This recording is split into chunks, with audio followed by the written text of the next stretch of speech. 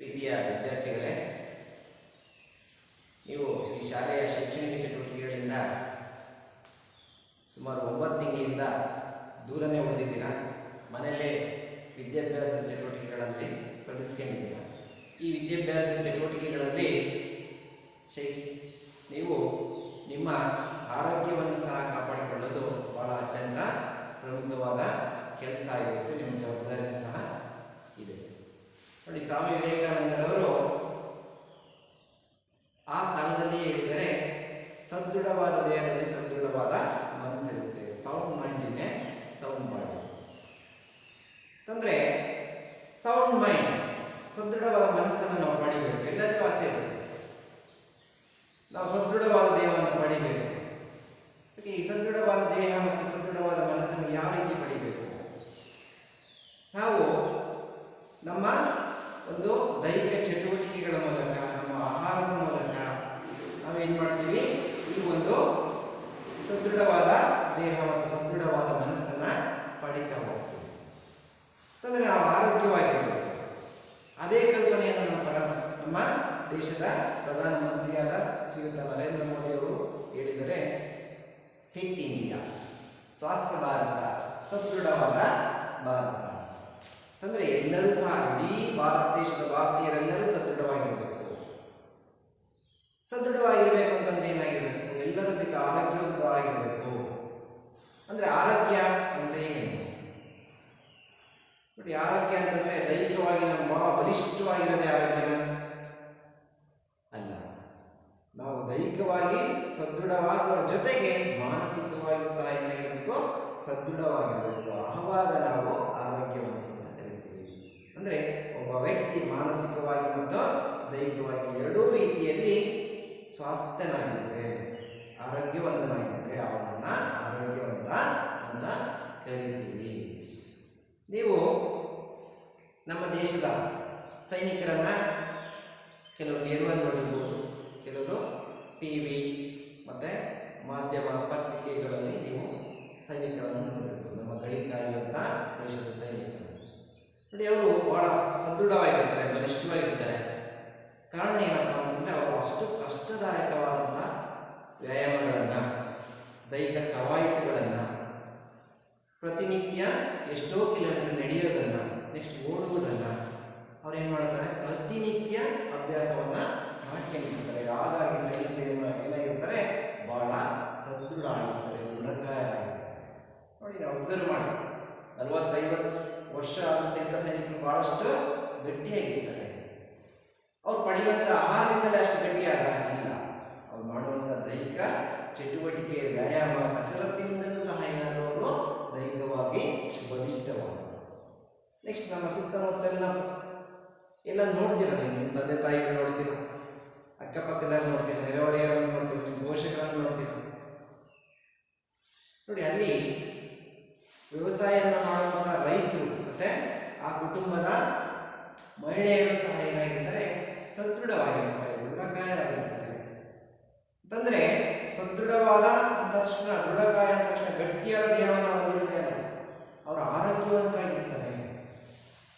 ಯಾಕೆ ಆ ರೀತಿ ಆರೋಗ್ಯವನ್ನು ಪಡ್ಕೊಂಡಿರ್ತಾರೆ? ನೋಡಿ, ರೈತರು ಪ್ರತಿನಿತ್ಯ ಏನು ಮಾಡ್ತಾರೆ? ಯಾವುದಾದ್ರೂ ಚಟುವಟಿಕೆಗಳಲ್ಲಿ ತೊಡಗಿಸ್ಕೊಂಡಿರ್ತಾರೆ. ಉಳುಮೆ ಮಾಡ್ತಾರೆ, ಬಿತ್ತನೆ ಮಾಡ್ತಾರೆ, ಕಳೆ ತೆಗೆಯೋದು, ನೆಕ್ಸ್ಟ್ ಕೊಯ್ಲು ಮಾಡೋದು, ನೆಕ್ಸ್ಟು ಸುಗ್ಗಿ ತೂರುವುದು, ಪ್ರತಿನಿತ್ಯ ಕೆಲಸ. ರೈತರು 365 ದಿನವೂ ಕೆಲಸ. ಅವರಿಗೆ ಬಿಡುವಿನ ಸಮಯನೇ ಕಡಿಮೆ ಇರುತ್ತೆ. ಆದರೂ ಸಹಿತ ಅವರು ಒಳ್ಳೆಯ ಆರೋಗ್ಯವನ್ನು ಪಡ್ಕೊಂಡಿರ್ತಾರೆ. ಕಾರಣ ಏನು? ಅವರು ಮಾಡುವಂಥ ಶ್ರಮಪಟ್ಟು ಕೆಲಸವನ್ನು ಮಾಡೋದ್ರಿಂದ ಅವರು ದೈಹಿಕವಾಗಿ ಮತ್ತು ಮಾನಸಿಕವಾಗಿ ಬಹಳ ಚೆನ್ನಾಗಿ ಆರೋಗ್ಯದಿಂದ ಇರ್ತಾರೆ. ನೋಡಿ, ಭಾಳಷ್ಟು ಜನ ರೈತ ಕುಟುಂಬದಿಂದ ಬಂದಂಥ ಮಕ್ಕಳೇ ಇದ್ದೀರ ನೀವು. ನೆಕ್ಸ್ಟ್ ನಿಮ್ಮ ಪೋಷಕರು, ನೆರೆಹೊರೆಯವರು, ನಿಮ್ಮ ಸಂಬಂಧಿಕರು ಸಹ ರೈತರನ್ನು ನೀವು ನೋಡಿದ್ದೀರ. ನೀವು ಸಹ ಮಕ್ಕಳು ಮನೆಯಲ್ಲಿ ನಿಮ್ಮ ತಂದೆ ತಾಯಿಗಳಿಗೆ, ಪೋಷಕರಿಗೆ ಏನು ಮಾಡಬೇಕು? ಅವರು ಮಾಡುವಂಥ ಕೆಲಸದಲ್ಲಿ ನೀವು ಸಹಿತ ನಿಮ್ಮಿಂದ ಆಗುವಂಥ ಅಳಿಲು ಸೇರಿ, ಅಂದರೆ ನಿಮ್ಮಲ್ಲಿ ಎಷ್ಟಾಗುತ್ತೋ ಅಷ್ಟು ಕೆಲಸವನ್ನು ತೊಡಗಿಸಬೇಕು. ಇಲ್ಲ, ನಮ್ಮ ಅಪ್ಪ ಅಮ್ಮ ಮಾಡಿಬಿಡ್ತಾರೆ, ನಾವು ಆರಾಮಾಗಿರಬೇಕು ಅನ್ನೋ ಮನೋಭಾವನೆ ಇಟ್ಕೋಬಾರ್ದು. ಯಾಕೆ ಅಂತಂದರೆ, ನೀವು ಈಗಿನಿಂದಲೇ ನಿಮ್ಮ ತಂದೆ ತಾಯಿ ಮಾಡುವಂಥ ಕಷ್ಟವಾದ ಕೆಲಸವನ್ನು ಸ್ವಲ್ಪನಾದರೂ ಮಾಡಿ ನಿಮಗೆ ಅನುಭವಕ್ಕೆ ದುಡಿತಾರೆ, ಅವರು ಎಷ್ಟು ಶ್ರಮ ಪಡ್ತಾರೆ. ಉದಾಹರಣೆ ನಿಮ್ಮ ತಾಯಿಯಾಗಿರ್ಬೋದು, ಎಷ್ಟು ಶ್ರಮ ವಹಿಸಿ ನಿಮ್ಮ ಮನೆಯಲ್ಲಿ ಅಡುಗೆಯನ್ನು ತಯಾರಿಸ್ತಾರೆ. ನಿಮ್ಮ ತಂದೆ ಆಗಿರ್ಬೋದು, ಪೋಷಕರು ಬೇರೆ ಆಗಿರ್ಬೋದು, ಎಷ್ಟು ಶ್ರಮ ವಹಿಸಿ ಹೊರಗಡೆ ದುಡಿತಾರೆ. ಅವರ ಬೆವರಿನ ಶ್ರಮದ ಪ್ರತಿಫಲದಿಂದ ನಾವು ಇವತ್ತು ಈ ರೀತಿಯಾಗಿ ಬದುಕ್ತಾ ಇದ್ದೀವಿ. ಆ ಒಂದು ಕಲ್ಪನೆಯನ್ನು ನೀವು ತಿಳಿದು ನೀವು ಸಹಿತ ಅದರಲ್ಲಿ ತೊಡಗಿಸಿದ್ರೆ ನಿಮ್ಮ ಆರೋಗ್ಯಕ್ಕೂ ಸಹ ಒಳ್ಳೆಯದಿದೆ. ಏಕೆಂದರೆ ನೀವು ದೈಹಿಕ ಶ್ರಮವನ್ನು ಪಡೋದ್ರಿಂದ ನಿಮ್ಮ ಆರೋಗ್ಯವೂ ಸಹ ಚೆನ್ನಾಗಿರ್ತದೆ. ಬರೀ ಓದಿ ಕೂತು ಮನೆಯಲ್ಲಿ ತಕ್ಷಣ ನಿಮಗೆ ಏನಾಗಲಿಲ್ಲ, ಆರೋಗ್ಯ ಬರಲಿಲ್ಲ. ನೀವು ಓದುವ ಜ್ಞಾನದ ಜೊತೆಗೆ ನಿಮ್ಮ ಆರೋಗ್ಯವನ್ನು ಸಹ ಏನು ಮಾಡಬೇಕು, ಕಾಪಾಡಿಕೊಳ್ಬೇಕು. ಆದ ಕಾರಣದಿಂದ ಪ್ರತಿಯೊಬ್ಬರು ಏನು ಮಾಡಿ, ನಿಮ್ಮ ಪೋಷಕರಿಗೆ ನೀವು ಎಷ್ಟು ಸಾಧ್ಯವೋ ಅಷ್ಟು ಸಹಾಯವನ್ನು ಮಾಡಿ. ಅದ್ರ ಜೊತೆಗೆ ನೀವು ಶೈಕ್ಷಣಿಕ ಚಟುವಟಿಕೆಗಳನ್ನು ಮಾಡ್ತೀರ, ಓದೋದು ಬರೆಯೋದು, ನೆಕ್ಸ್ಟ್ ಓದಿದ್ದನ್ನು ನೋಡದಲ್ಲೇ ಬರೆಯೋದು, ಈ ರೀತಿ ಎಲ್ಲ ಮಾಡ್ತೀರ. ಅದ್ರ ಜೊತೆ ನೀವು ಪ್ರತಿನಿತ್ಯ ನಿಮಗೆ ಎಷ್ಟು ಸಾಧ್ಯನೋ ಅಷ್ಟು ಏನು ಮಾಡಬೇಕು, ವ್ಯಾಯಾಮ ಅಥವಾ ನಡೆಯೋದಾಗಿರ್ಬೋದು, ಅಥವಾ ಜಾಗಿಂಗ್ ಓಡುವುದಾಗಿರ್ಬೋದು, ಅಥವಾ ಯೋಗಾಸನ, ಇವನ್ನು ಸಹ ರೂಢಿಸ್ಕೊಳ್ತಾ ಹೋದರೆ ನಿಮ್ಮ ಪ್ರತಿನಿತ್ಯ ಇಡೀ ಜೀವನದ ಮುಂದಿನ ಭಾಗದಲ್ಲೂ ಸಹ ನೀವು ಆರೋಗ್ಯವಾಗಿ ಇರಬಹುದು. ಉದಾಹರಣೆ, ನಮ್ಮ ದೇಶದ ಪ್ರಧಾನಮಂತ್ರಿಯನ್ನು ನೋಡಿದ್ದೀರಾ, ಅವರು 2014ರಲ್ಲಿ ಭಾರತದ ಪ್ರಧಾನಮಂತ್ರಿಯಾಗಿ ಪ್ರಮಾಣ ವಚನವನ್ನು ಸ್ವೀಕಾರ ಮಾಡಿದರು. ಅದಕ್ಕಿಂತ ಮುಂಚೆನೂ ಸಹ ಗುಜರಾತ್ನ ಮುಖ್ಯಮಂತ್ರಿ ಆಗಿದ್ದರು. ನೋಡಿ, 2014ರಿಂದ ಇಲ್ಲಿಯವರೆಗೂ ಸಹ ಒಂದು ದಿನವೂ ಸಹ ಒಂದು ರಜೆಯನ್ನು ಸಹ ಹಾಕದೆ ದಿನಕ್ಕೆ 18 ಗಂಟೆಗಳಿಗಿಂತ ಹೆಚ್ಚು ಕೆಲಸವನ್ನು ನಿರ್ವಹಿಸ್ತಾರೆ. ಅಂದರೆ ಒಂದು ದಿನ 2014ರಿಂದ 2020 ಇಲ್ಲಿಯವರೆಗೂ ಸಹಿತ ಒಂದು ದಿನ ರಜೆ ತಾಂಡಿಲ್ಲ. ಅಷ್ಟು ಸ್ವಾಸ್ಥ್ಯವಾಗಿದ್ದಾರೆ, ಅಷ್ಟು ಸದೃಢವಾಗಿದ್ದಾರೆ, ಅಷ್ಟು ಫಿಟ್ ಆಗಿದ್ದಾರೆ. ಸುಮಾರು 70 ವರ್ಷಗಳಿಗಿಂತಲೂ ಜಾಸ್ತಿ ಆದಂತಹ ಪ್ರಧಾನಮಂತ್ರಿ ಅಷ್ಟು ಸದೃಢವಾಗಿದ್ದಾರೆ, ಅಷ್ಟು ಫಿಟ್ ಆಗಿದ್ದಾರೆ ಅಂದರೆ ಕಾರಣ ಏನು? ಅವರು ಪ್ರತಿನಿತ್ಯ ಮಾಡುವಂಥ ದೈಹಿಕವಾದ ಶ್ರಮ ಅಥವಾ ವ್ಯಾಯಾಮ. ನೆಕ್ಸ್ಟ್ ಅದೇ ರೀತಿಯಾಗಿ ಅವರು ಮಾಡುವಂಥ ದಿನನಿತ್ಯ ಯೋಗಾಸನ, ಅವರು ಊಟ ಮಾಡುವಂಥ ಆಹಾರ ಪದ್ಧತಿ, ಅವರ ಚಟುವಟಿಕೆಗಳಿಂದಲೇ ಅವರು ಇವತ್ತಿನವರೆಗೂ ಏನಾಗಿದ್ದಾರೆ, ಆರೋಗ್ಯವಾಗಿದ್ದಾರೆ.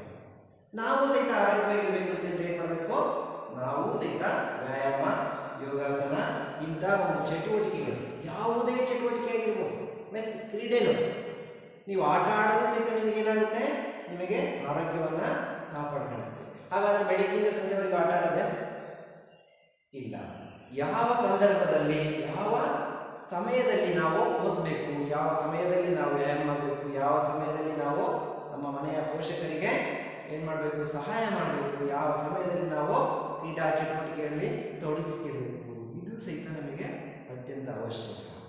ಅವರ ಜೊತೆಗೆ ನಾವೇನು ಮಾಡಬೇಕು, ನಮ್ಮ ಆರೋಗ್ಯವನ್ನು ಈ ಎಲ್ಲ ಚಟುವಟಿಕೆಗಳ ಮಾಡೋದ್ರಿಂದ ನಮ್ಮ ಆರೋಗ್ಯ ಚೆನ್ನಾಗಿರುತ್ತೆ, ನಾವು ಫಿಟ್ ಆಗಿರ್ತೀವಿ, ನಾವು ಯಾವುದೇ ಕಾರಣಕ್ಕೂ ಆರೋಗ್ಯ ಸಮಸ್ಯೆಗಳು ನಮ್ಮಲ್ಲಿ ಉಂಟಾಗೋದಿಲ್ಲ.